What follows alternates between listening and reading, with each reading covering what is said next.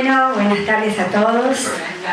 Yo soy Virginia Mathieu, coordinadora del Instituto de Formación Ciudadana ARETE, que hoy presenta este evento. Les voy a hablar un poquito de nuestra agrupación para que sepan lo que hacemos. Nuestra agrupación, una ONG iniciada en el año 2009, fue creada para ser un espacio político-social no partidario, incentivando al ciudadano a actuar como tal. Desde entonces hemos realizado un trabajo continuo con diversas actividades, siempre con el objetivo de construir ciudadanía. Nos asombra la cantidad de gente que transita por la vida sin tener ninguna participación y ninguna actividad político-social. También sin interesarse en cómo debe funcionar nuestro país y la participación que nosotros podemos tener en el control de ese funcionamiento. Conocen la existencia de la Constitución, pero no su contenido. Y a pesar de ello, algunos la mencionan con respeto y otros la desvalorizan porque no saben para qué sirve. Lo más grave surge de los propios actos de gobierno, que sí conocen la Constitución. Sin embargo, creen que gobernar les otorga un poder tan absoluto que está por encima de la propia Constitución. Buscamos convertirnos en una asociación civil y lo logramos. Obtuvimos nuestra personería jurídica. Con nuestra tarea intentamos llegar a todos, por eso esta agrupación es intergeneracional. Trabajamos con adolescentes y trabajamos de esa edad para arriba con todos. Siempre nos preguntan por qué, siendo no partidarios, elegimos el nombre de Juan B. Justo, que fue el fundador del socialismo argentino. Nosotros elegimos trabajar para recuperar los valores emanados de la Constitución en este espacio fantástico de libertad. Y Juan B. Justo fue un sembrador de ideas, un creador, un innovador, con un profundo sentido de la realidad y de la colaboración. Sabía estimular en cada hombre lo mejor de sí. Trabajaba para formar hombres conscientes e instruidos y actuaba de acuerdo a sus profundas convicciones. Un médico brillante que dejó la medicina para actuar políticamente porque consideraba insuficiente curar el cuerpo del trabajador cuando la causa de su enfermedad estaba en las propias condiciones de trabajo que atacaban su condición física y mental. Dentro de las innumerables tareas que organizamos, hemos creado el Instituto de Formación Ciudadana ARETE, de lo cual soy coordinadora. ARETE proviene de un concepto griego. En la cultura griega indicaba la excelencia en general, tanto en el hombre como en la tierra como en los animales. Es decir, que en su origen no tenía un significado ético o moral. En la época de Homero, el término significaba una especie de don divino. Tenía el carácter de guerrero propio de la aristocracia militar. Se poseía por herencia, por lo tanto, no se podía ni aprender ni enseñar. Los sofistas transformaron el concepto y entendieron la ARETE como la excelencia del ser humano, que puede enseñarse y aprenderse.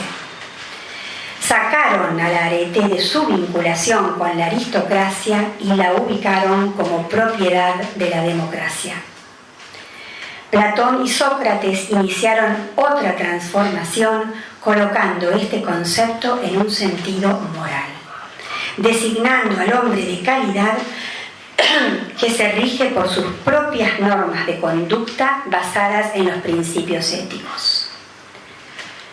Dentro de las actividades que desarrollamos en el Instituto ARETE, comenzamos este año la Escuela de Formación Política, comenzando con ¿qué es el peronismo?, con Fernando Iglesias, que es la socialdemocracia con Fernando Pedrosa, que es el liberalismo con Julio Montero, y cerrando hoy con qué es el radicalismo con Ricardo López Murphy, a quien presentamos de la siguiente manera.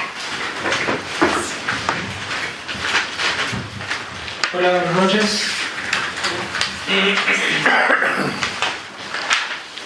Comenzó su experiencia política en la Juventud Radical de la Universidad de La Plata, donde además se recibió de economista. Tiene un posgrado en la Universidad de Chicago en los Estados Unidos, docente en las universidades de La Plata, San Andrés, la UADE, la UBA y la de Mar del Plata. Es consultor para distintas instituciones y organismos internacionales. Creó la Fundación Cívico-Republicana, fue ministro de Defensa y Economía durante el periodo 1999-2001.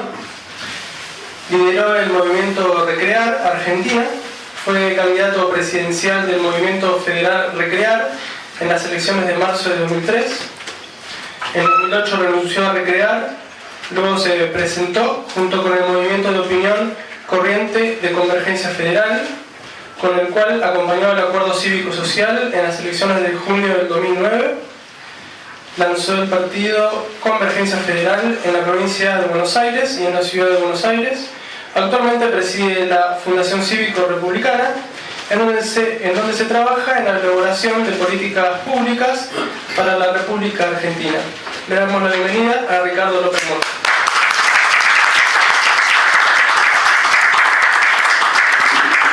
Les cuento cómo va a ser esto. Vamos a tener una disertación de unos 45 minutos, ¿está bien? Está muy bien. Bueno, yo voy a ir avisando más o menos y luego vamos a dar lugar a las preguntas de todos y les vamos a pedir que hagan preguntas y nadie se ponga a disertar, después otro día los invitamos para que lo hagan, pero hoy que sea más o menos breve como para que todos puedan tener lugar a preguntar. Muchas gracias. Muy bien. Muchas gracias por la invitación. Cuando se produce esta, yo les señalo a los organizadores que a pesar de haber militado muchísimos años en el radicalismo y haber sido convencional nacional y ser nombrado ministro en un gobierno de ese origen en varias oportunidades, yo había dejado el radicalismo en marzo del 2002 y que no sabía si era la persona más idónea para impartir esta conferencia. Los organizadores me contestaron que justamente me invitaban no para hacer un acto de militancia o, si ustedes quieren, de reclutamiento político, sino un debate intelectual sobre una corriente política que había sido y ha sido y es enormemente importante en el desarrollo de nuestras instituciones cívicas, y que justamente no tener esa ligazón o ese compromiso militante me iba a dar quizá la frescura, la arete, la sabiduría para poder plantear los dilemas y las reflexiones. La segunda dificultad que yo me encontré es cómo concentrarme en un fenómeno político tan complejo como ha sido el radicalismo históricamente. Y a mí se me ocurrieron tres grandes avenidas y finalmente opté por una, pero tres grandes avenidas para dilucidar el tema. Una era sostener un debate doctrinario, dónde se ubicaba el radicalismo, cuáles habían sido sus propuestas, cuáles habían sido su línea su narrativa, como se usa ahora en el debate contemporáneo. La otra alternativa que yo estuve explorando fue situarlo contra sus contendientes históricos. Sobre todo el radicalismo enfrentó históricamente dos grandes fuerzas, en la primera mitad del siglo XX hasta la Segunda Guerra Mundial, básicamente las fuerzas conservadoras, y en la segunda mitad del siglo XX básicamente al peronismo. Ese fue su contendiente natural en el debate político, y eso yo diría, esto de posicionarlo por sus adversarios me parecía que enriquecía mucho el debate y sus propuestas. La tercera, que es la que voy a desarrollar, que es un poquito más cansadora, pero que a mí me parece que nos va a ayudar, es hacer un poco la historia, es decir, cómo surge la vida política y cómo evoluciona a través de los años, porque en un partido que tiene, digamos, prácticamente 125 años de existencia como fuerza cívica, es natural que haya muchas transformaciones, muchas modificaciones. Existen pocos partidos de esa antigüedad, o sea, no solo en la Argentina, en el mundo. O sea, los partidos políticos uruguayos que tienen una larguísima tradición, el Partido Liberal de Corrientes, que es un partido que tiene 150 años, pero no hay en el mundo fuerzas que se hayan extendido a lo largo de un periodo tan extenso de tiempo y que se hayan podido ir adaptando a distintas circunstancias políticas, económicas, tecnológicas. Yo esto de la tecnología le daría una gran importancia. Ustedes piensen que nosotros somos contemporáneos de una revolución tecnológica. A mí me cuesta mucho adaptarme, como soy abuelo, no nací en la civilización digital. Pero digo, el cambio ha sido tan dramático en los últimos 30, 40 años que si yo, por ejemplo, una persona que fue muy importante en mi participación política, que fue mi abuela, yo le trataba de explicar cómo se hace política hoy, con internet, con los modernos mecanismos, con las transmisiones a distancia. Me iría a hacer ver un psiquiatra, a ver si he perdido claro. Porque los cambios tecnológicos han afectado enormemente la forma en que se hace política. Ustedes piensen cómo era la política allá en 1890, cuando se reunían en el Jardín Florida, y cómo es la política hoy con los medios electrónicos, con otras realidades. Una fuerza política que sobrevive esos cambios tecnológicos tiene una cierta plasticidad y ha conservado, creo yo, ciertos valores esenciales a lo largo de su trayectoria, con la plasticidad que los adversarios que enfrentó, el contexto que enfrentó, la fueron modificando. ¿Cómo nace el radicalismo? Básicamente ustedes recuerden que nosotros cuando hacemos la Constitución Nacional, desgraciadamente ese proyecto de Urquiza no puede prosperar inmediatamente. El marco de Alberdi, lo que lleva al Acuerdo de San Nicolás, luego a la Constitución Nacional, desgraciadamente se enfrenta con la separación de Buenos Aires. El proceso de unirse con Buenos Aires fue un proceso extraordinariamente traumático a un país que había vivido una larguísima guerra civil y un régimen dictatorial muy extendido. Finalmente eso de manera muy traumática se resuelve hacia el año 62 y se elige al presidente Mitre, que es cuando comienza un periodo de gran estabilidad institucional y comienza a plantearse el problema de formar los partidos políticos. Ese proceso se ve afectado, yo diría, por tres grandes hechos que condicionan mucho nuestra realidad y a nuestro protagonista. Primero es que el país se ve invadido y tiene que protagonizar una guerra externa, una guerra que no le convenía, para la cual no estaba en condiciones, que venía de muchos traumas y sufre enormemente porque esa guerra le produce grandes divisiones internas.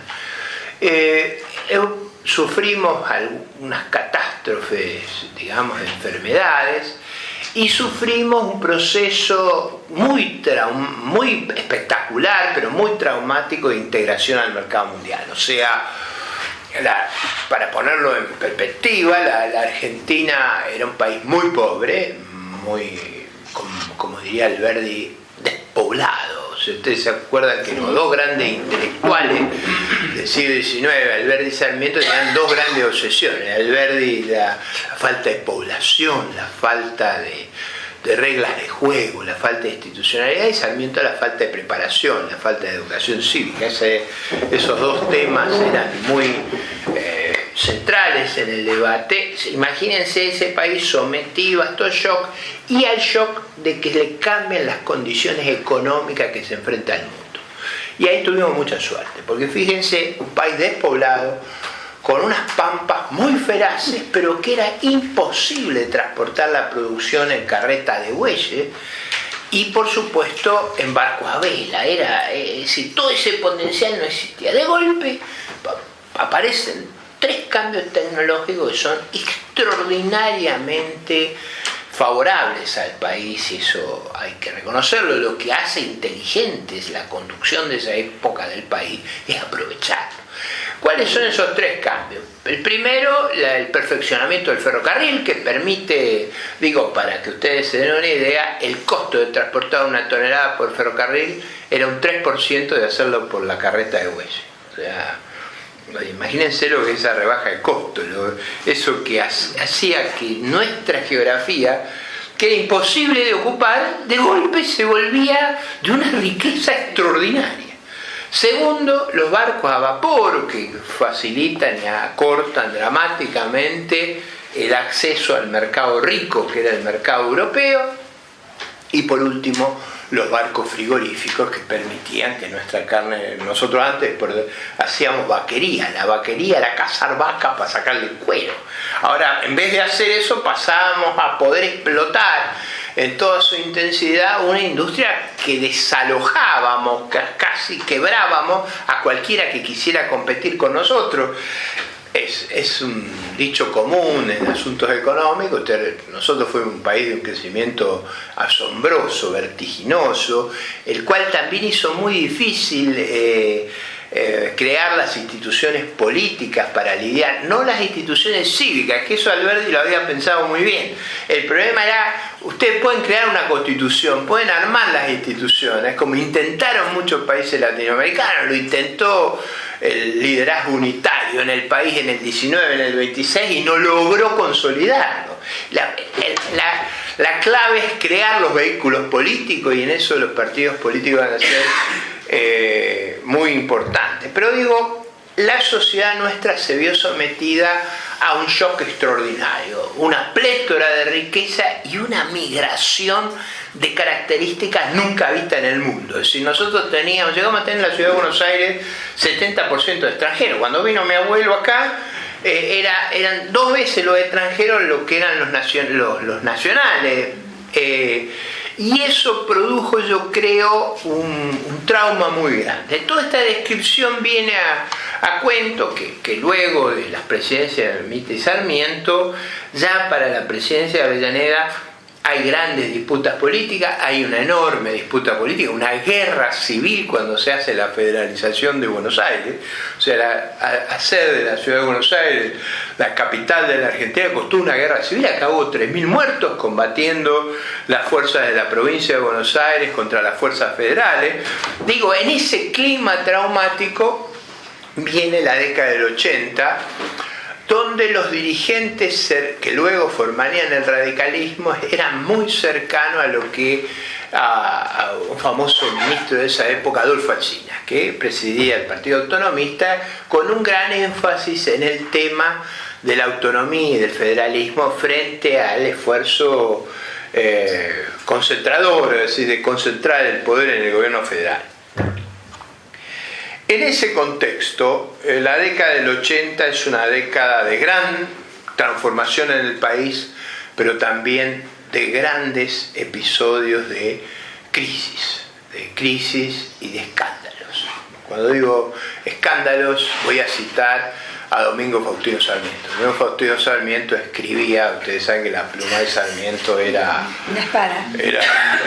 temible. Sarmiento escribía: en la Casa Rosada están atalibando. Atalí Barroca era el hermano del presidente, y atalibando quería decir acumulando dinero a costa del uso del poder. Digamos, ese era el clima moral en el que se produce, yo diría, una gran reacción contra cómo se ejercía el poder. Esa reacción alcanza el paroxismo durante el gobierno de Juárez Celman. Es en el gobierno de Juárez Celman donde el país es llevado a una crisis muy grave, se produce una brutal devaluación. Piensen, en esa época las monedas estaban ligadas al patrón oro, había una gran estabilidad, devaluaciones de la magnitud que hubo en esa época no se conocía. Entonces, por supuesto que hubo fortunas fáciles y pérdidas increíbles en ese proceso, y yo diría que se produce una crisis política que alumbra a la Unión Cívica, y de ahí se deriva la Unión Cívica Radical. La crisis lleva a un brutal enfrentamiento con el gobierno de Juárez Celman. En ese brutal enfrentamiento los sectores que repudiaban los desórdenes morales, económicos que había, se coaligan para producir una revolución, la revolución del 90, la revolución del parque. La lidera el que fuera el fundador del radicalismo, Leandro Nicéforo Alem. Cuando uno lee y mira lo que era Alem, yo diría, en términos actuales, sería un gran liberal. Un hombre educado en la escuela de Alberdi, un hombre muy obsesionado por evitar el control absoluto del poder, por evitar el abuso del poder, por evitar las desigualdades producto de las vinculaciones con el poder. Es decir, la idea de Alem era enfrentar el vicio de un régimen que se reproducía a sí mismo, que se aislaba y que se otorgaba favores, y al mismo tiempo un régimen que generaba mecanismos de fraude para impedir la representación. Si uno tuviera que resumir las ideas de Alem, eran básicamente tres centrales. Yo diría, la primera, reponer la moral administrativa, es decir, a Leandro Alem lo obsesionaba la sensación de corrupción generalizada. Un poco lo que vivimos en esta época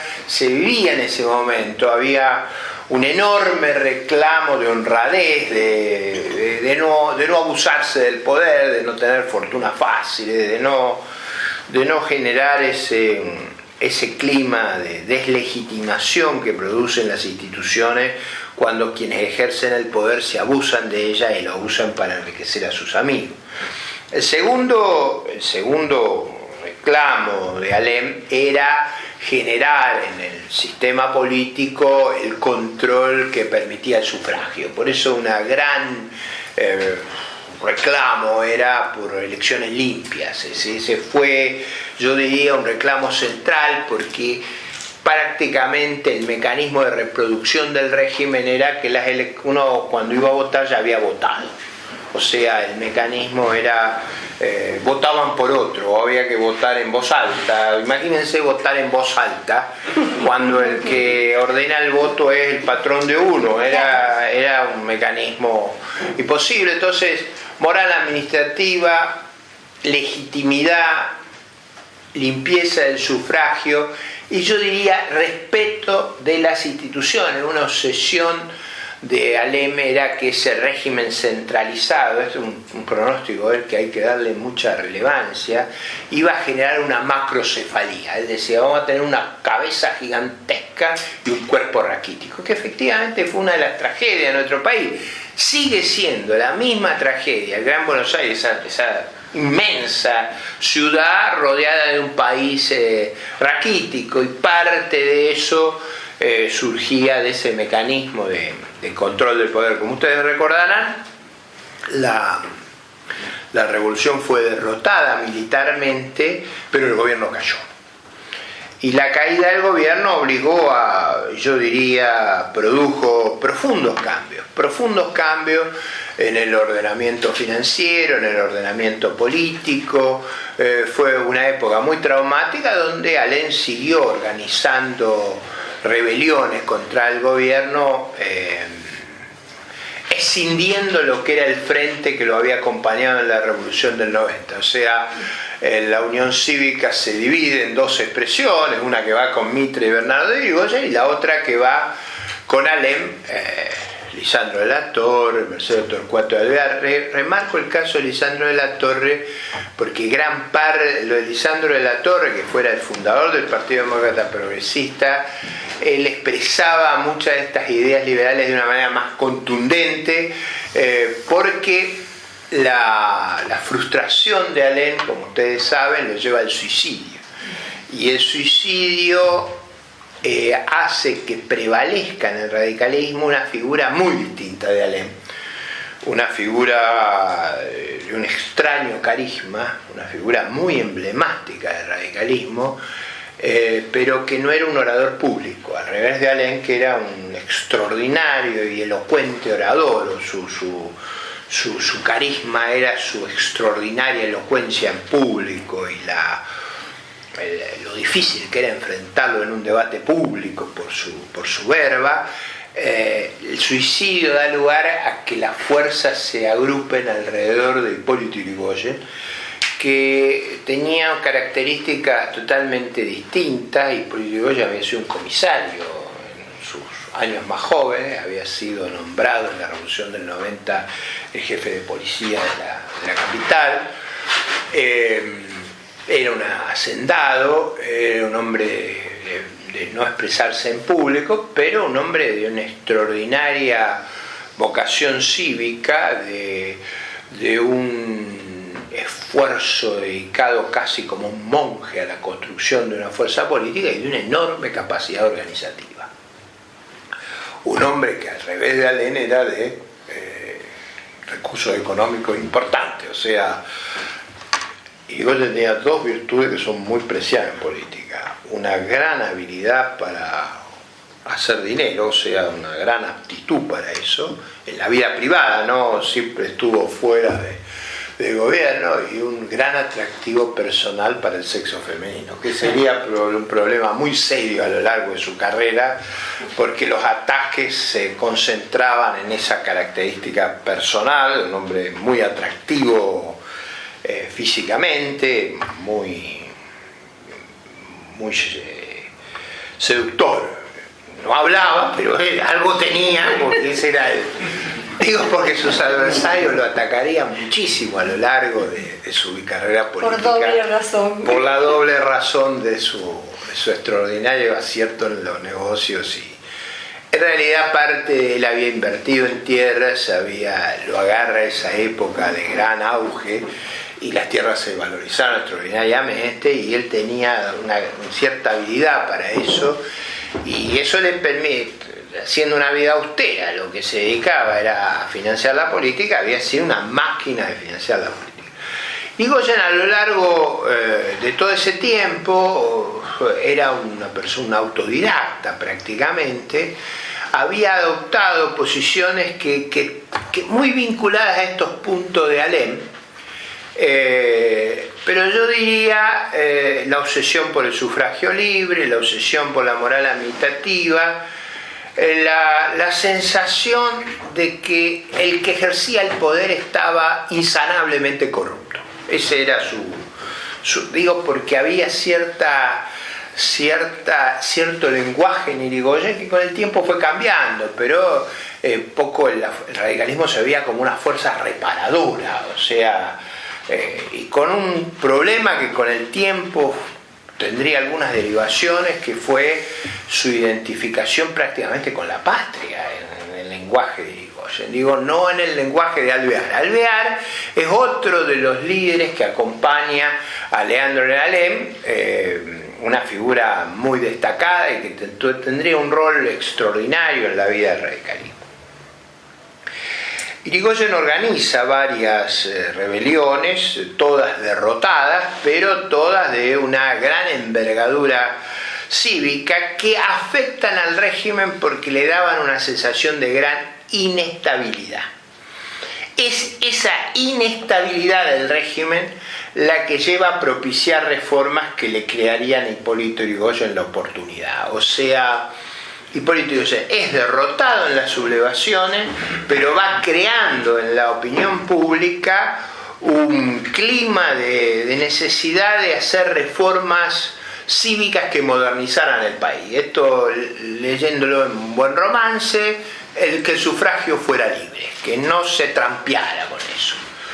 Pellegrini llega a la convicción de que ese era el único camino que había disponible. Ustedes saben que hay un gran enfrentamiento entre Pellegrini y Roca que quiebra la coalición gobernante, y allí se produce, por hechos fortuitos, muere Quintana, que era un hombre de Roca, lo sucede Figueroa Alcorta. Figueroa Alcorta no está dispuesto a avalar las políticas de Roca y nombra a un enemigo en ese mecanismo de poder muy notorio de Roca, que era Roque Sáenz Peña, es decir, promueve la presidencia de Roque Sáenz Peña. Roque Sáenz Peña es acompañado por algunos extraordinarios ministros como Joaquín B. González, como Indalecio Gómez, que son los que arman la modernización cívica argentina, que es la famosa Ley Sáenz Peña, que nos promovió a ser uno de los países más modernos en materia de instituciones políticas a comienzos del siglo XX.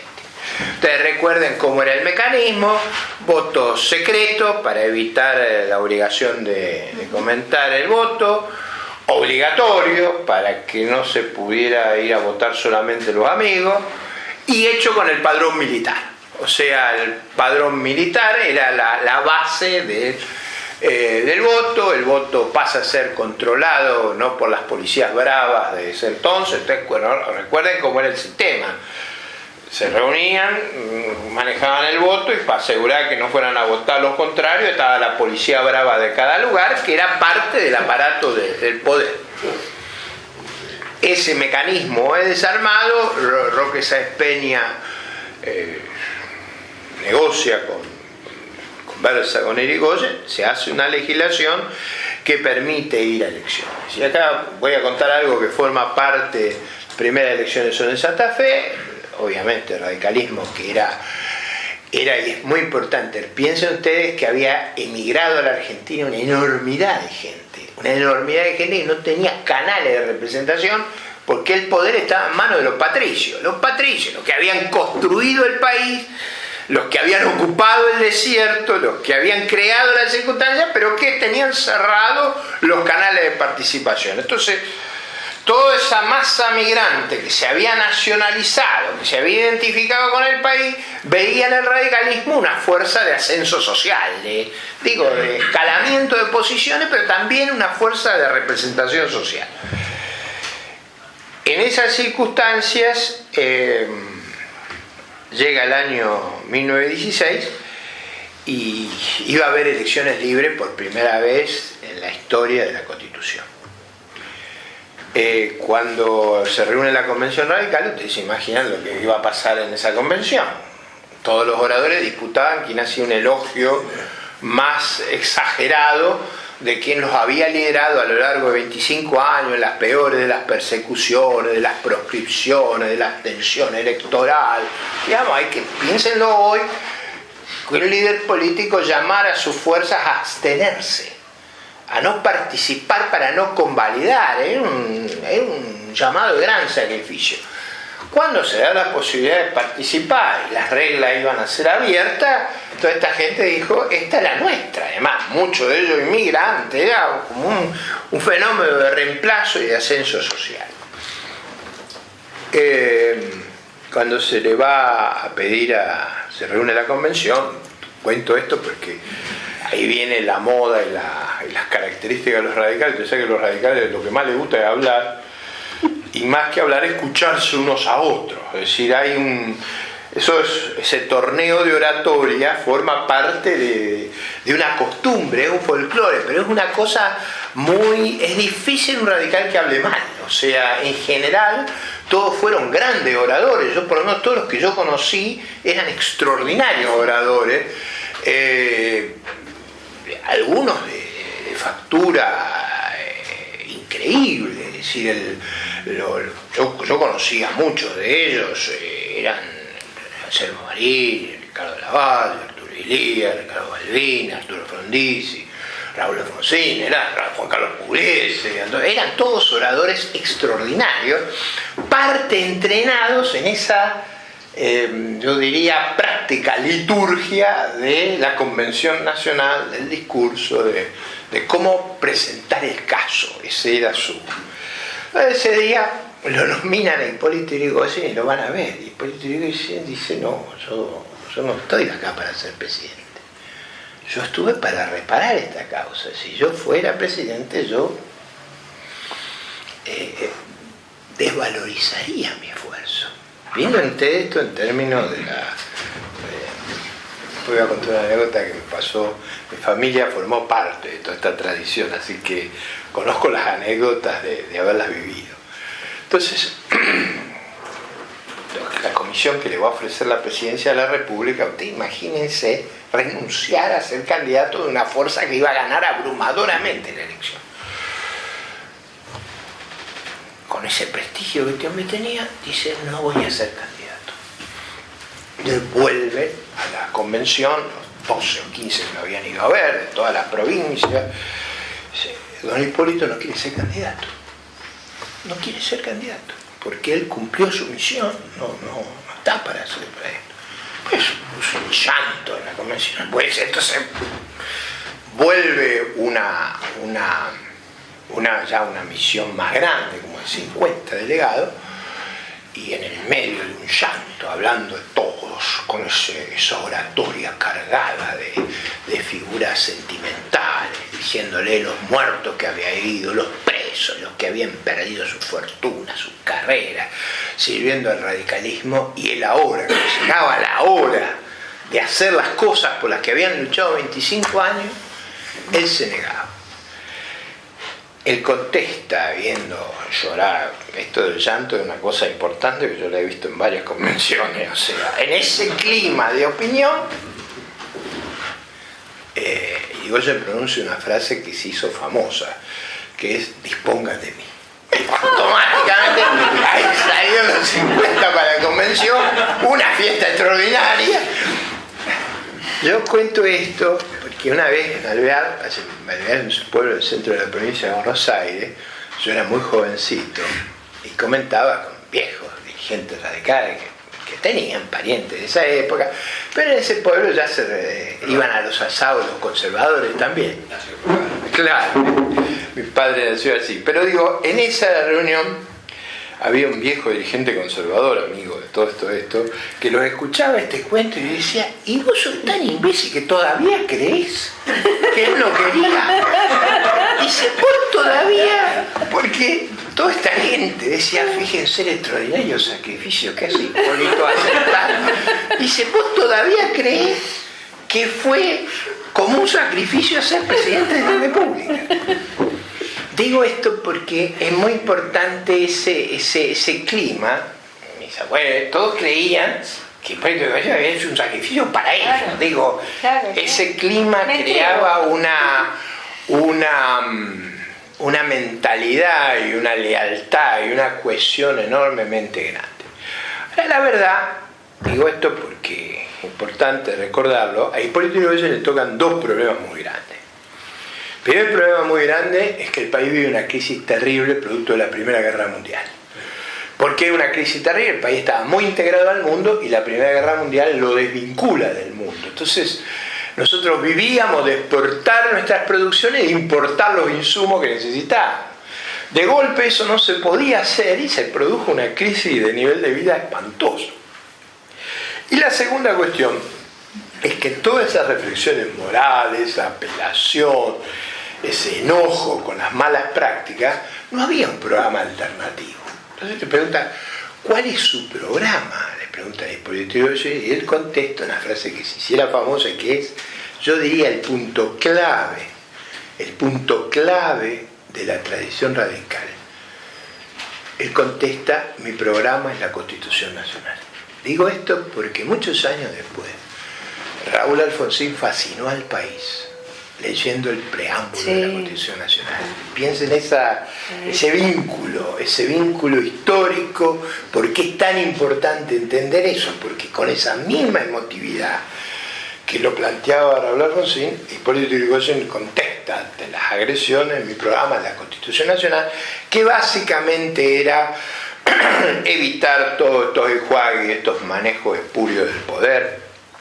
Los 6 años que él gobierna, de 1916 a 1922, son años de mucha adversidad, de muchas dificultades, le pasan cosas que no voy a poder entrar hoy, pero recuerden 2 episodios muy trágicos, como la Semana Trágica y los problemas que hubo en la ciudad de Buenos Aires, en los cuales, para que ustedes tengan una idea, cuando el ministro del Interior, que una figura emblemática, que ahora se habla todo el tiempo de él, que es el Pillo González. El Pillo González es una figura emblemática, fue vicepresidente de Alvear, fue una figura extraordinariamente influyente en esos años, pero es muy famosa porque cuando el gobierno militar le ofrece la pensión de vicepresidente, él la rechaza y vive en la extrema pobreza vendiendo anilina. Entonces siempre se usa el ejemplo del Pillo González versus Amado Gurú. No, pero digo, son dos paradigmas. Un paradigma de lo que es el hombre cívico obsesionado por dar el ejemplo de moralidad, y bueno, no necesito abundar sobre lo que sufrimos actualmente. A Hipólito Yrigoyen lo sucede Marcelo Torcuato de Alvear, que es una figura muy importante por varias razones. Quizás uno de los hombres, probablemente en mi opinión, la mejor presidencia que tuvo Argentina, el momento donde Argentina llega a ser uno de los países más ricos del mundo, más avanzado, más transparente, las instituciones políticas más desarrolladas, era el lugar para venir y vivir. Yo no decía en el mundo, ¿qué lugar usted? La Argentina de Marcelo Torcuato de Alvear, un hombre extraordinariamente admirado en Europa, en el mundo. Argentina era un éxito extraordinario, ahora voy a narrar algunos detalles de eso, pero también Alvear representaba los sectores que yo diría más liberales, más moderados de lo que formó el Partido Radical. Es decir, el radicalismo era un partido policlasista, de una ancha base, como eran los partidos blanco y colorado de Uruguay, como eran los partidos demócratas y republicanos de Estados Unidos, de una ancha base. Él representaba normalmente los sectores más moderados.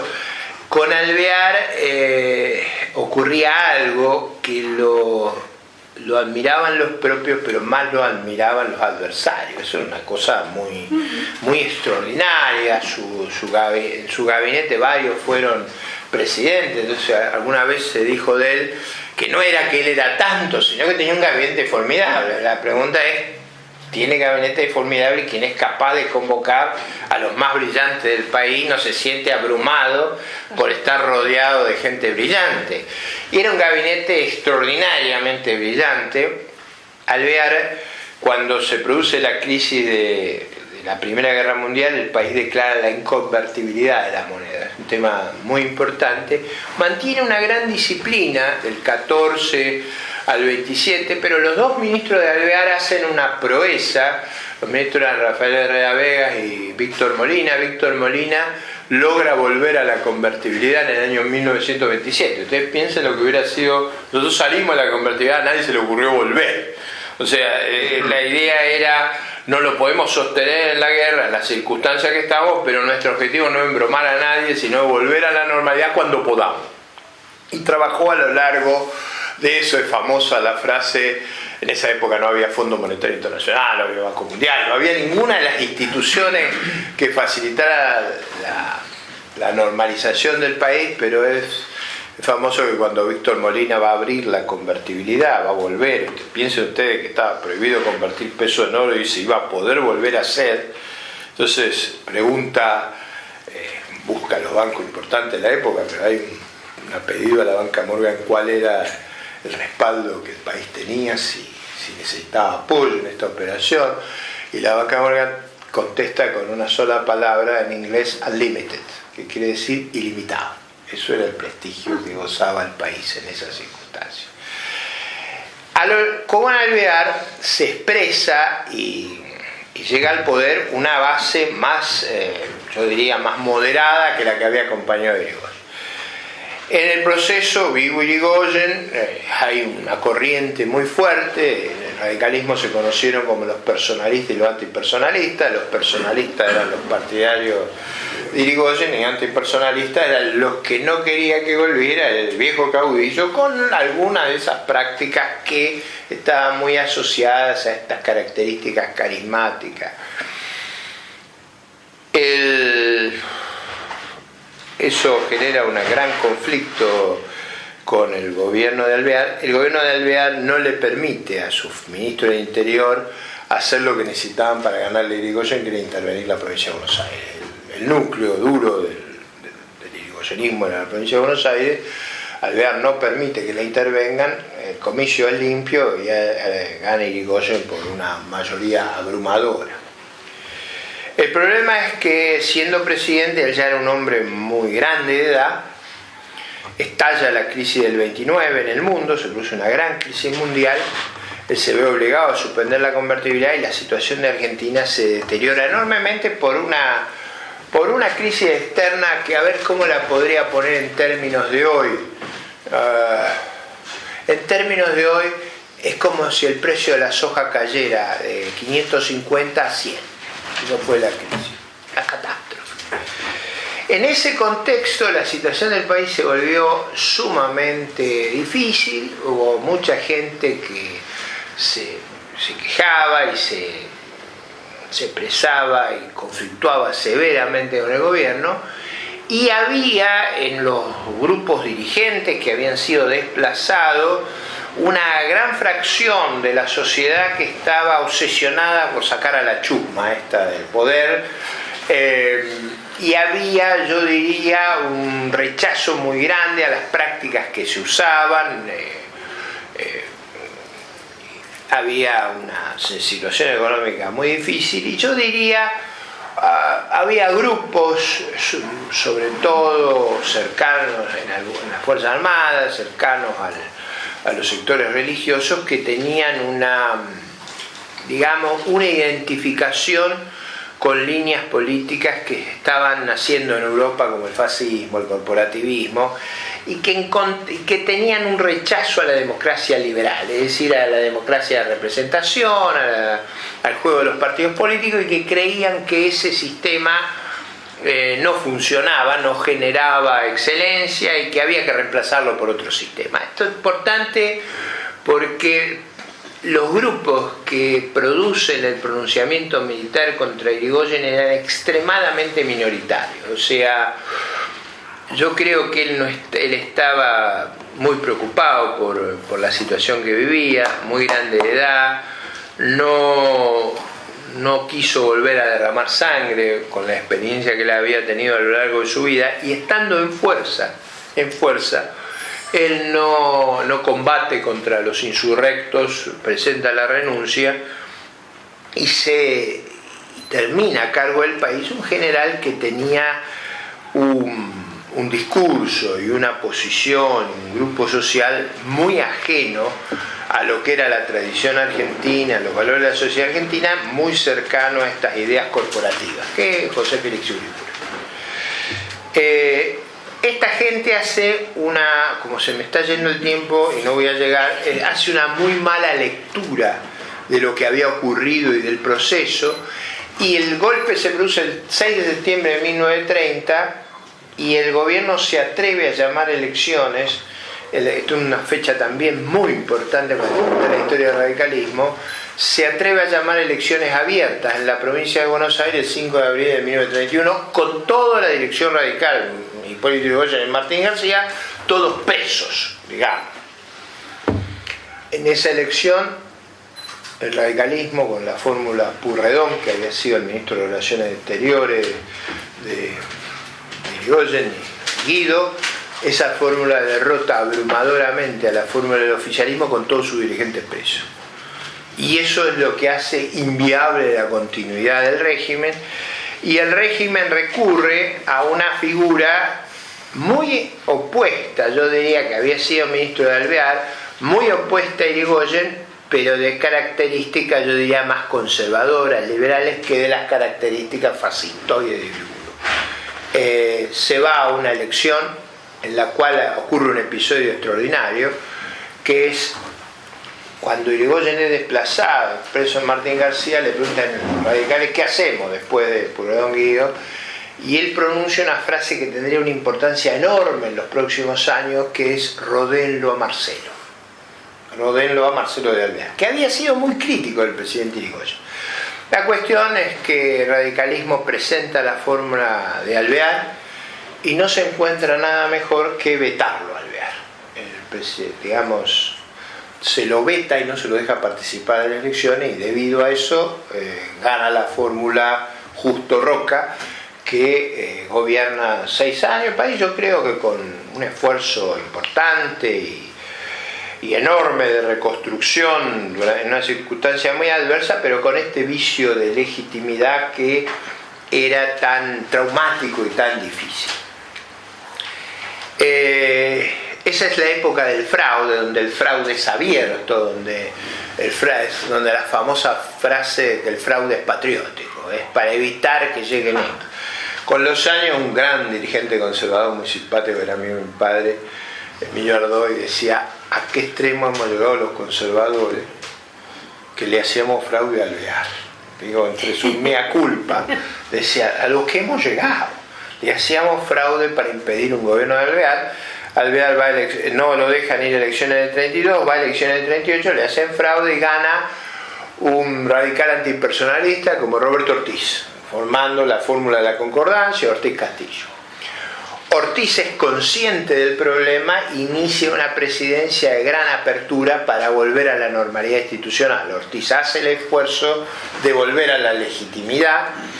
Desgraciadamente, yo creo que la historia hubiera sido muy difícil, muy diferente. Ortiz sufría de diabetes, pierde la vista.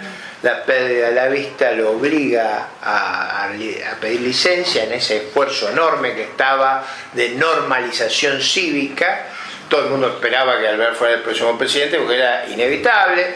En ese esfuerzo de normalización cívica se produce reemplazo por Castillo. Castillo, un dirigente conservador catamarqueño, profesor de Derecho Constitucional, un gran profesor de Derecho, pero un elemento de lo más oligárquico que se pueden imaginar, produce una involución de toda esta apertura que se está produciendo. En el radicalismo simultáneamente se empiezan a producir algunos conflictos muy grandes que yo no me los quisiera olvidar a pesar de que carezco de tiempo, que es el surgimiento de grupos nacionalistas de cuño diferente al de José Félix Uriburu, es decir, lo que se llama Forja, el grupo de dirigentes donde estaba Jaureche, donde estaba Scalabrini, donde estaba De Lepiane, donde estaban muchos de los que proponían, donde estaba Ricardo Rojas, donde estaba Nerio Rojas, donde se produce una gran renovación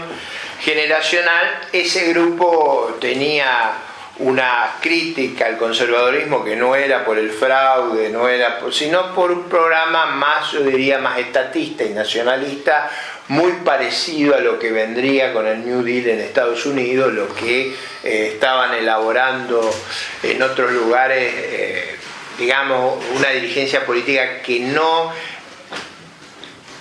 decía lo mismo que decía Alvear, digamos. Este conflicto estaba dentro del radicalismo. Surge también toda una vertiente sobre las cuestiones sociales que lidera Leonidas Anastasi. Digo esto porque parte de ese grupo de Forja, parte del radicalismo después se va con la candidatura de Perón. Cuando se produce el peronismo, una parte del radicalismo arranca con Perón. Bien. En el año 43 se producen 3 cosas tremendas. La muerte de Alvear, la muerte de Justo. Esas dos cosas hubieran sido más difíciles que el fenómeno con el peronismo hubiera prosperado sin la muerte de estos personajes. Se produce la revolución del 4 de junio del 43. Recuerden ustedes que el liderazgo militar argentino seguía una tradición muy enfrentada a los Estados Unidos y en general, esto En la presidencia de Irigoyen hubo mucho enfrentamiento con Estados Unidos. Lo hubo también bajo los regímenes conservadores, o sea, el conflicto era muy grande. En la Segunda Guerra Mundial, la Argentina opta por la neutralidad, como había optado en la Primera Guerra Mundial. Eso le genera un conflicto con los Estados Unidos, dado que Brasil había entrado a la guerra, y le genera un conflicto grande porque la sospecha, que no era muy diferente de la que tenía una gran parte de la ciudadanía argentina, era que gran parte del liderazgo militar de esa época simpatizaba con el régimen nazi. O sea, sus preferencias, estaban vinculadas al fascismo. Piensen que muchos de nuestros líderes militares habían sido educados en Italia, mismo Perón había sido educado en Italia, y venían fascinados con la eficacia de la máquina de guerra alemana y con el orden que habían visto en Italia. Como decía Mussolini, ahora llega hasta los trenes llegan a tiempo en Italia, que es una cosa increíble. En ese fenómeno, en la Revolución del 43, se produce en la sociedad argentina un alineamiento diferente del que habíamos tenido hasta ese momento.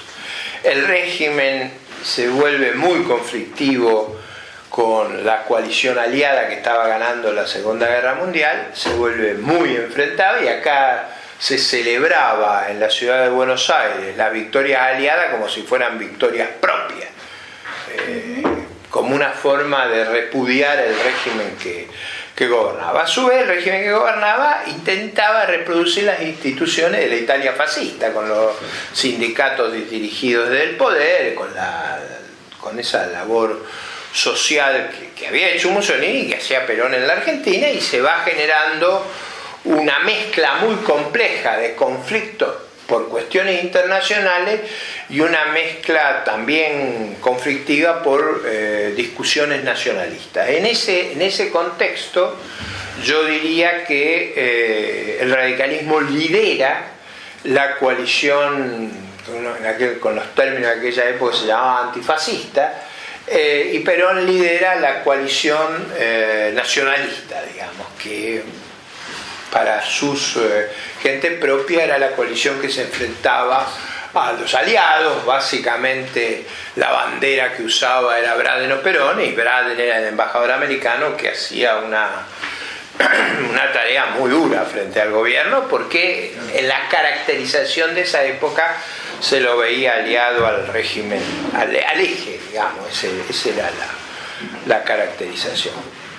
En esas circunstancias se llega a las elecciones del año 46, de febrero 46, elecciones muy importantes porque esas definirían prácticamente los 60, 70 años que han seguido. El radicalismo va a las elecciones con una fórmula que no reflejaba probablemente lo que uno diría el calor ese nacionalista de la tradición irigoyenista, sino reflejaba más bien la conducción alvearista unionista. Los dos candidatos habían sido dos famosos ministros de Alvear, Tamborini y Mosca, para negociar con el resto del radicalismo y con la coalición que los acompaña, que era el Partido Socialista y el Partido Comunista.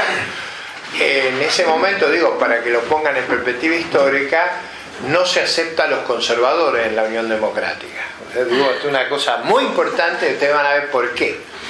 No se acepta a los conservadores en la Unión Democrática, y vota el radicalismo, el socialismo, el Partido Comunista y el Partido Demócrata Progresista juntos, pero no los conservadores. Los conservadores es muy importante porque los votos conservadores, si hubieran estado en la Unión Democrática, perdía Perón las elecciones.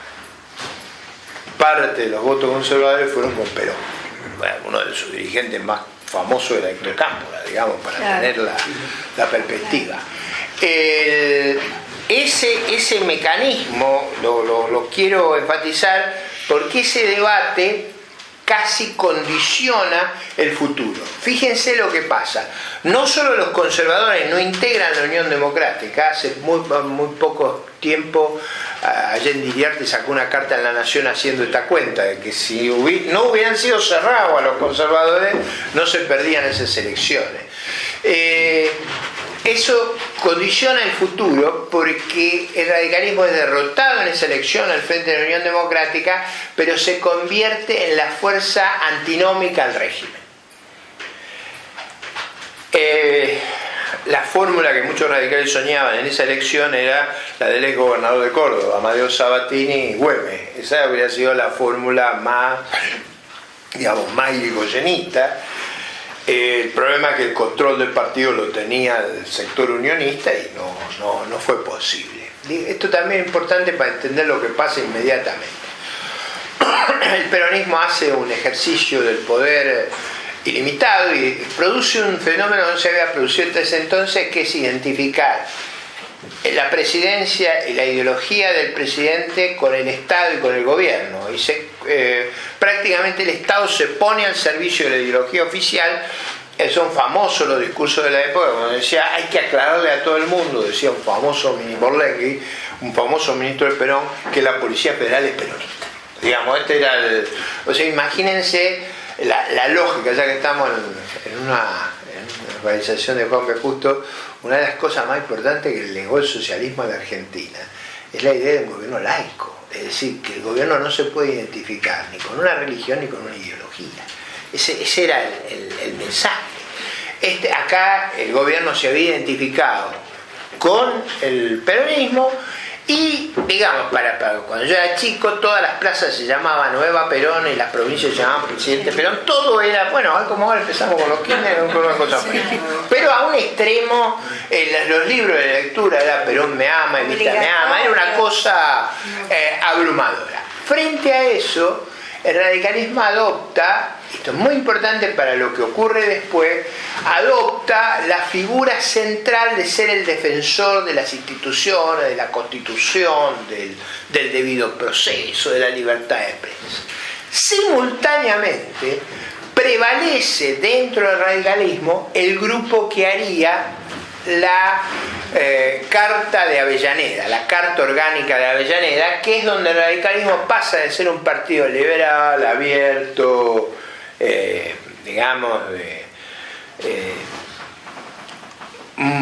que no pensaba en un gobierno que metía el dedo en todo, a pasar a ser un gobierno muy intervencionista. Eso se produce en la Declaración de Avellaneda, una declaración muy importante, donde prácticamente se radica el viejo liderazgo y viene un nuevo liderazgo, de los cuales las figuras más centrales eran el bloque de los 44, Balbín, Frondizi, Ilía. Esas figuras dominan el escenario político argentino de la oposición, donde no había un gran conflicto con el peronismo en términos de las decisiones económicas. O sea, el debate al revés, yo diría que el bloque radical liderado por Arturo Frondizi era tan o más estatista y nacionalista que el peronismo. Lo que le objetaban eran las libertades públicas. Digo, esto es muy importante porque ahí se produce un viraje histórico en el radicalismo, donde las fracciones más liberales y moderadas quedan desplazadas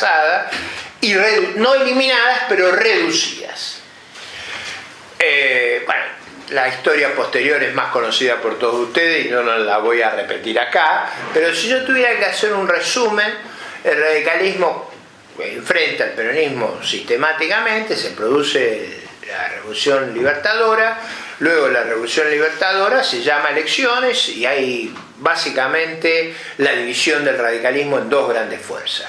Una acaudillada por Arturo Frondizi y la otra acaudillada por Ricardo Balbín. ¿Cuál fue el meollo de la división? Bueno, yo diría el origen de la división era cómo se nominaba la fórmula presidencial. Arturo Frondizi opinaba que debía ser por la Convención Nacional del Radicalismo y Ricardo Balbín por el voto directo de los afiliados. En verdad, cada cual decía lo que le convenía. O sea, Arturo controlaba los convencionales y Ricardo ganaba el voto popular. Entonces, uno quería el voto popular. Eso fue el motivo de la ruptura. O sea, que hizo Arturo Frondizi, se hizo nominar candidato a presidente de la República. Que hizo la gente que acompañaba a Ricardo Balbín, rompió el partido y formó otra fuerza por la traición, porque un poco el mecanismo era el fraude. Con los convencionales elegidos en otra época me van a elegir la fórmula presidencial.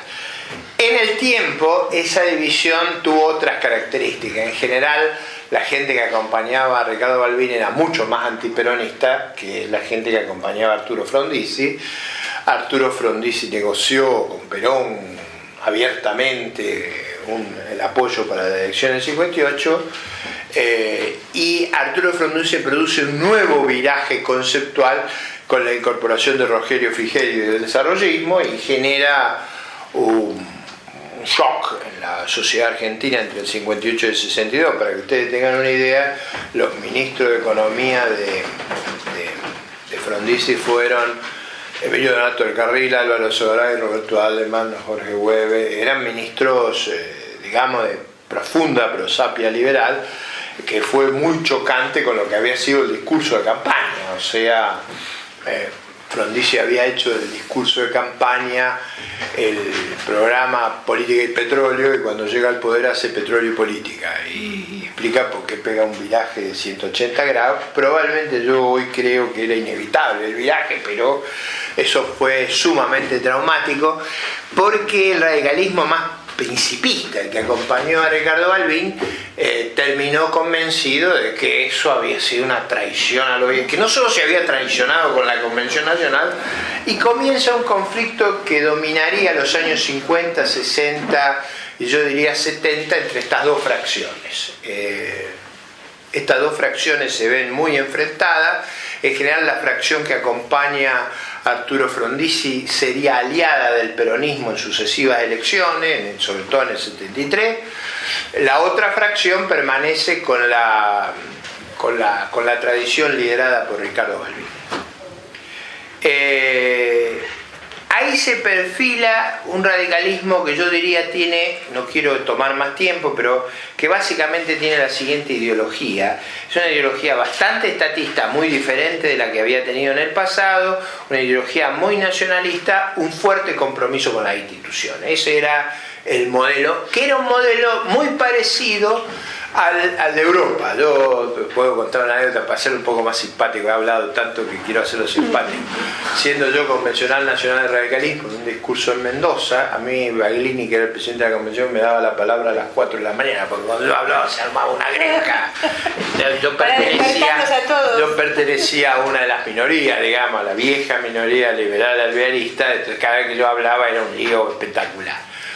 Pero entonces, cuando estaba hablando, en el medio de la gritería que había, alguien me dice: su padre sostenía otras posiciones. Entonces yo digo: sí, es verdad. Mi papá fue parte de esa generación del 48, él estuvo muy influido por las ideas de la época, como todos los dirigentes de ese tiempo, muy influido por Harold Lasky, que era un pensador inglés que había dado las bases del laborismo inglés y que había influenciado a todos los países de la.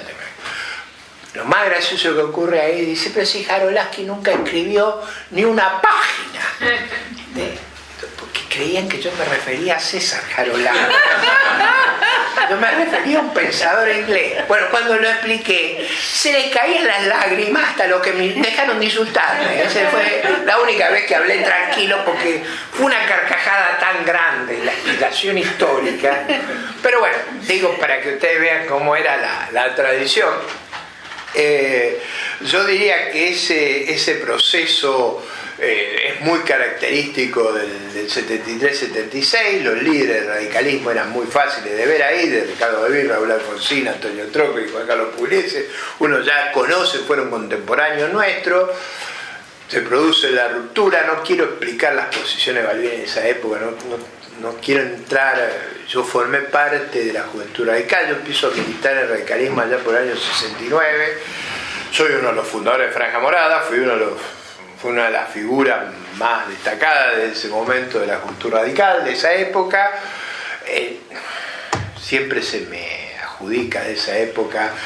Yo cuando era muy joven estaba muy girado a la izquierda, siguiendo los tonos de la época. Entonces siempre se me recuerda por qué tenía esa posición cuando tenía 18, 19 años. Es verdad que las tuve. Ese fue un proceso, pero que un proceso que toda mi generación tuvo en esa época. Me llevaría un tiempo explicar cómo fue mi evolución y por qué ocurrió, pero digo, en ese proceso yo sí tengo que agradecerle a la conducción del radicalismo de esos años, que a todos los jóvenes que militamos en su fila nos preservó la vida. Porque esa convicción de las instituciones, esa convicción de los métodos pacíficos, esa convicción de que no hay fin que justifique medios espurios, esa convicción de que la vida no puede ser cegada por un fanatismo político, esa idea de que la excusa de la igualdad para generar un régimen totalitario no es valioso, yo creo que a muchos de nosotros nos salvó la vida, porque si hubiéramos agarrado por el lado que agarró la otra parte de la juventud, hubiéramos ido a ese episodio tan luctuoso que vivió el país.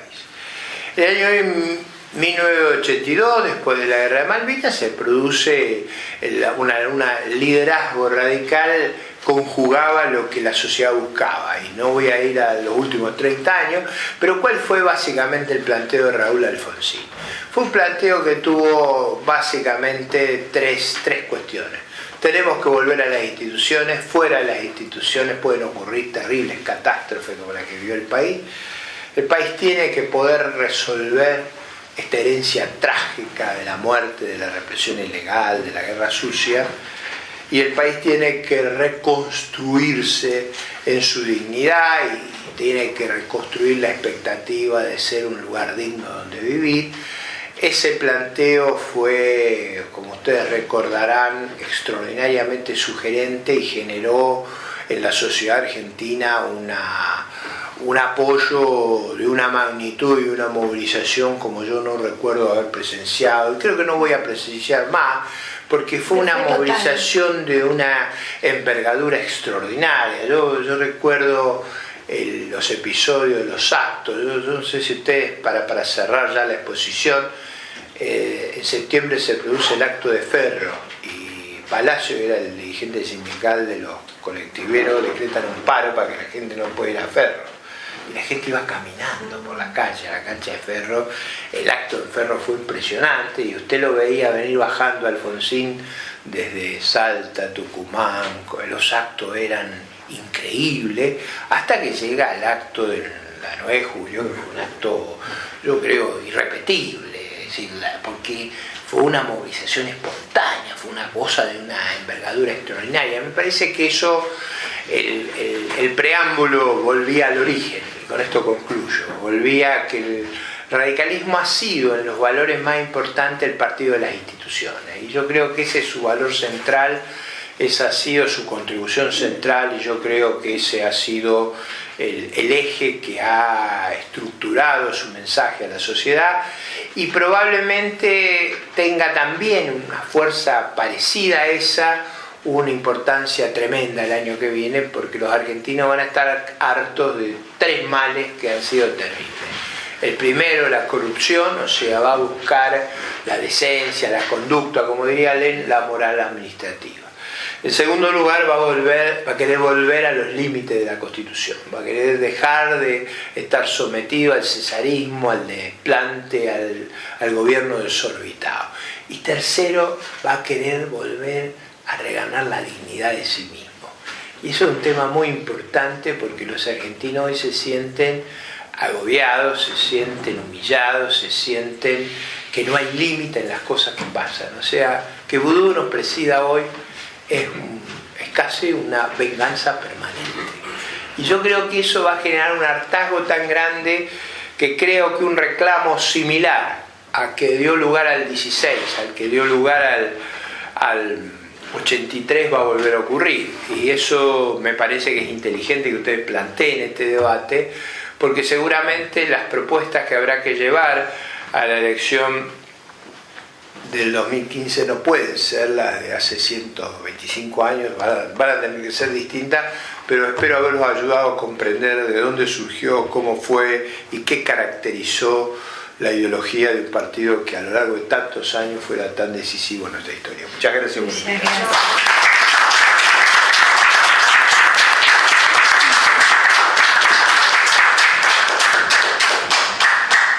Bueno, los invitamos a hacer las preguntas que ustedes quieran. No se apuren, de a uno, por favor. Despacito, sí, por favor, adelante. Gracias, Virginia, muchas gracias, doctor. Quisiera, dentro del cierre que hizo extraordinario que acaba de hacer, uniendo desde el pasado a lo que vamos a tener en el futuro, ¿cuánto nos gustaría volver a tener aquella convergencia de Alvear? ¿Qué posibilidades tiene el país de volver a tener esa convalidación de lo mejor del radicalismo y lo mejor de las ideas liberales conservadoras? Yo creo que si se quiere vencer esta vez, y va a ser necesario que se quiera vencer, esa amplia coalición va a ser una necesidad. Y va a ser una necesidad que va a requerir comprensión de todas partes, de unos y de otros. Digo, de unos porque los prejuicios no les tienen que impedir armar ese amplio frente. Y de los otros porque vamos a tener que entender que mucho de nuestras formas de ver las cosas van a tener que subordinarse a un proyecto conjunto. Digo porque yo soy muy emblemático de una parte de esas ideas, sea me guste o no me guste. Algunas veces me ha ido bien en la elección y algunas veces me ha ido muy mal, pero creo, y lo digo sin soberbia, que soy muy representativo de determinadas ideas, o sea, soy muy emblemático. Por eso ustedes me invitan acá, o sea, puede ir muy bien en la elección, me puede ir muy mal, la gente sabe dónde estoy, sabe que soy de una pieza, sabe que tengo armada una visión filosófica y sabe que tengo una disposición a entender que esa coalición va a tener que ser gigantesca. Alguna vez, desgraciadamente, los mejores cuadros no pudieron ir juntos. Por ejemplo, yo creo que fue una tragedia que Lisandro de la Torre se peleara con Hipólito Yrigoyen. Eso fue una tragedia. Porque Lisandro de la Torre tenía la modernidad, el vigor de las ideas, el prestigio, la inteligencia, la capacidad programática, y el otro tenía el carisma y la organización. O sea, y fue una tragedia que eso fuera separado. A lo largo de la historia muchas veces se reunificaron esas fuerzas, o sea, yo conocí muchos dirigentes demócratas progresistas que marcharon en reiteradas elecciones unidos, pero fue muy difícil recomponer eso, y yo creo que hoy va a ser necesario esa recomposición. A mí me parece que esa chance está, y si hay lucidez va a tener que hacerse, porque el país va a tener que enfrentar la herencia va a ser terrible, vamos a ser francos, va a ser terrible. En muchas dimensiones, en la dimensión moral, en la dimensión económica, en la infraestructura, en la energía, en los conflictos externos, vamos a tener una enorme. Entonces vamos a tener que estar en capacidad de convocar una coalición muy amplia. Y yo creo que si usted me toma la respuesta por válida, yo le diría, el problema de gobernabilidad va a ser más agudo que el que tuvo la Alianza. La Alianza tuvo un problema de gobernabilidad muy serio el primer día, o sea, cada cosa que quería hacer, el hecho de ser minoritaria en las cámaras lo ponía. A mí me parece que esta vez enfrentar la crisis que se va a heredar va a requerir una amplísima coalición. Yo creo que si se tiene esa lucidez de reconocer unos y otros, no quiero decir que algunos como yo son los que tenemos la razón y los otros son intolerantes, digo uno y otro, tener la capacidad de tender la mano me parece que va a ser decisivo para nuestro futuro. Si no, si el sistema político produce una elección como hoy parece, yo no creo que ocurra eso, pero si es lo que hoy parece, de 4 o 5 candidatos, el país es ingobernable, o sea, si no hay dos grandes coaliciones, va a ser muy difícil gobernarlo porque van a heredar una situación tan aguda, tan terrible, que si están muy fraccionados, lo que va a pasar es que vamos a enfrentar un gobierno muy débil, muy anárquico y una crisis inmediata que hace muy difícil resolver el problema que tenemos. Y déjenme decirle que la gobernabilidad va más allá de las mayorías legislativas, del apoyo de volver al régimen institucional que no sea de emergencia. Basta el problema del orden público. Nosotros no podemos festejar ni un éxito deportivo. Hay saqueos en las calles. Eso es un problema de gobernabilidad, requiere una respuesta integral.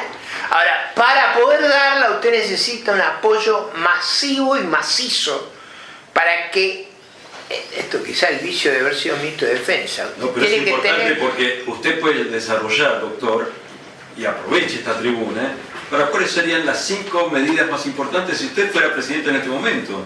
Déjeme ponerlo en estos términos. Déjeme hacerlo soñar también.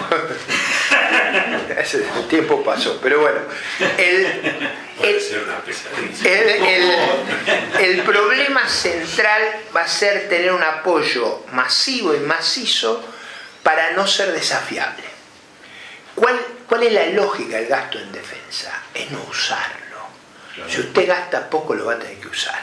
Entonces, en general, la lógica del gasto es la prevención. Si usted logra prever, si usted tiene una estructura de poder lo suficientemente sólida para no ser desafiable, a usted no lo desafían. A usted lo desafían si lo ven flojo.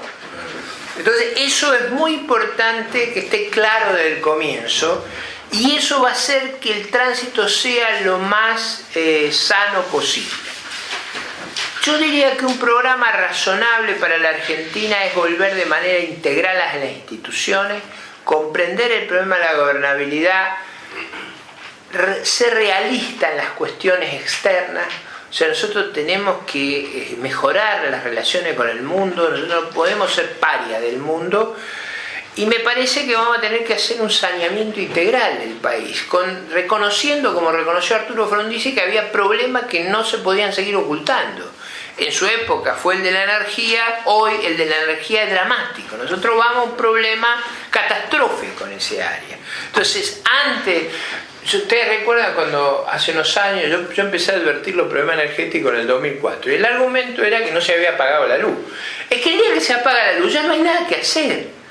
Esas cosas hay que arreglarlas antes. Como si usted empieza a decir, tiene dificultad el avión, aterrizar. No espere que se caiga. Pero bueno, exímame hoy de una larga explicación. Otro día la haré. Sí. Te voy a pedir permiso que me dejes, te voy a decir algo que posiblemente no esté de acuerdo con vos. El más antiguo de los partidos políticos es el peronismo. Y los primeros afiliados fueron Alibaba y los 40 ladrones.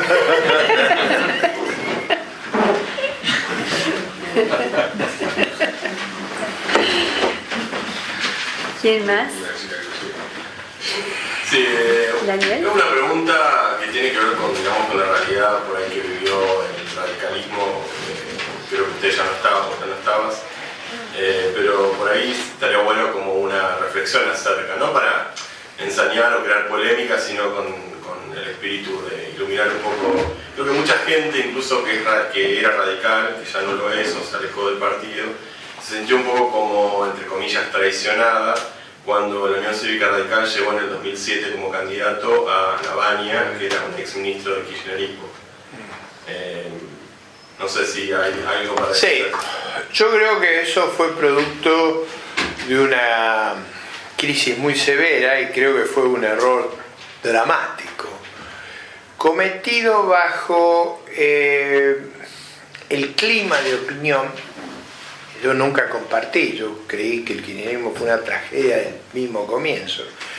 Pero recuerden ustedes lo que era el entusiasmo y la popularidad del kirchnerismo en ese momento. Entonces, con Lavagna intentaban hacer una suerte de kirchnerismo ilustrado, es decir, un kirchnerismo light, un kirchnerismo popular sin los vicios que... Yo creo que ese fue un error catastrófico. Eso... Gracias a Dios no me lo hicieron cometer a mí. Eso yo ahí ya estaba afuera y me parecía un error, porque yo decía, este régimen es horrible para nuestro futuro, ha degradado todas estas instituciones y nos obligan a optar entre la esposa del presidente y el ministro del presidente. Eso era un horror. Ahí yo cometí, digo, ahora a la altura de mi vida, un error grave. Fui candidato a presidente en esa época, enfrentando a Labaña, a Cristina. Cometí un error grave porque estuvimos conversando y negociando con Elisa Carrió y por cosas que eran difíciles de explicar hoy, pero importantes en ese momento, no pudimos llegar a un acuerdo. Yo creo que ese fue, si yo tuviera que decir, el error, la autocrítica, el error más serio en mi vida política fue cuando ella me pide que yo sea candidato a senador nacional por la capital. Yo me negué porque quería hacer, en la vieja tradición nuestra, un acuerdo integral. Y en ese momento ella pretendía que no hiciéramos un acuerdo integral, sino ponerme... Yo creo que hubiera sido muy bueno para el país, para sus instituciones, que yo hubiera sido senador nacional en esa oportunidad. Hubiera sido muy bueno para la capital federal, hubiera sido muy bueno para el país, hubiera sido muy bueno que yo hubiera estado en el Senado, porque le hubiera dado a los debates que vinieron otra envergadura y otra lucidez. Creo que fue un error. Yo tengo explicaciones de por qué lo cometí, porque yo creí que teníamos que hacer un acuerdo más amplio, no personal, y creo que fue un error, porque si hubiéramos hecho esa coalición, probablemente la elección de Cristina del 2007 hubiera sido mucho más ajustada. Entonces, si yo tuviera que decir una autocrítica que hago, lo hice con gran decencia y honestidad, lo hice convencido, pero visto a la distancia fue un error. Eso yo diría que fue un error, porque yo creo que lo hubiéramos vaciado a Labaña de votos si hubiéramos ido juntos, y me parece que lo hubiéramos hecho temblar al régimen. Y parte de mi negativa fue por qué no lo hacemos de una manera como se deben hacer las cosas en política, es decir, sobre una mesa, sumando las fuerzas, con una base doctrinaria y no poniéndome, digamos, hay explicaciones. Yo tenía una visión de cómo se hacían estas cosas, cómo era el debido proceso para hacerlo. Elisa tiene una actitud más caudillesca que la que yo tengo, pero digo, visto a la distancia, eso fue un error. Era una buena idea. Era una buena idea, y yo creo que fue un error, hasta desde el punto de vista personal. Uno de los motivos de la no coalición fue que yo estaba aliado en ese momento, yo había formado con Recrear y Compromiso para el Cambio la propuesta republicana, lo que hoy se conoce como PRO, y a mí me parecía que tenía que ir toda la coalición adentro. Eso no era aceptado. Lo hice para defender a Macri, y después Macri se portó muy mal conmigo, pero bueno, eso de la vida. Digo, yo siempre actué, eso es una cosa que aprendí de Ricardo Balbín, uno tiene que actuar respetando sus convicciones, su conducta y sus valores, y asumir que los demás van a hacer lo mismo. Si uno asume que los demás son sinvergüenza, es muy difícil la política. Entonces yo actué con lealtad, y esa lealtad no me fue devuelta asimétricamente. Probablemente en su momento yo creí que actué correctamente. Hoy, yo viendo los episodios, digo, a lo mejor una actitud menos principista de mi parte y más oportunista en política hubiera tenido una finalidad muy valiosa para el país. Ese fue un error serio que cometimos en esa época, que le hubiera dado a la pregunta suya una salida espectacular. Se quedaba sin un voto Labaña, porque el voto hubiera ido masivamente ahí, porque hubiera tenido todo el mundo todas las garantías. Yo le hubiera dado a esa coalición la moderación que necesitaba para llevarse el voto moderado, y hubiera tenido un impacto electoral enorme. ¿Y pero si traicionó tus valores, no te sentirías mal vos mismo después? Bueno, en ese momento yo creí que tenía que proceder de acuerdo a mi conducta, y mi conducta me impedía hacer lo que hice. Bueno, no fue un dilema. Ahora, cuando yo lo miro para atrás, digo, por una cuestión de principio que después fue brutalmente traicionada, yo no cumplí un papel que debía haber cumplido, y a lo mejor hice prevalecer la ética de mis convicciones sobre la ética de la responsabilidad. estaba en mi responsabilidad cumplir otro papel que el que cumplí, y atado a mis convicciones no cumplí con la responsabilidad. O sea, ese dilema entre convicción y responsabilidad es un dilema muy complejo en la vida de un hombre público. Digo, yo lo hice atado a mis convicciones, que en general he actuado de esa manera, siempre. Pero reconozco que alguna miradita a la responsabilidad y a las consecuencias, digo, es fácil hacerlo con el diario del día después. Pero digo, si yo dijera que nunca cometí un error, hay que empezar a mandarme un psiquiátrico. O sea, a mí me parece que ese fue un error serio, un error grave para mí y para el país. Porque hubiéramos dado una alternativa muy vigorosa en un momento que el país necesitaba una alternativa vigorosa. Es cierto que yo tengo una explicación de por qué lo hice, pero si lo tengo que mirar para atrás fue un error. Muy bien. Bueno, muchas gracias a todos.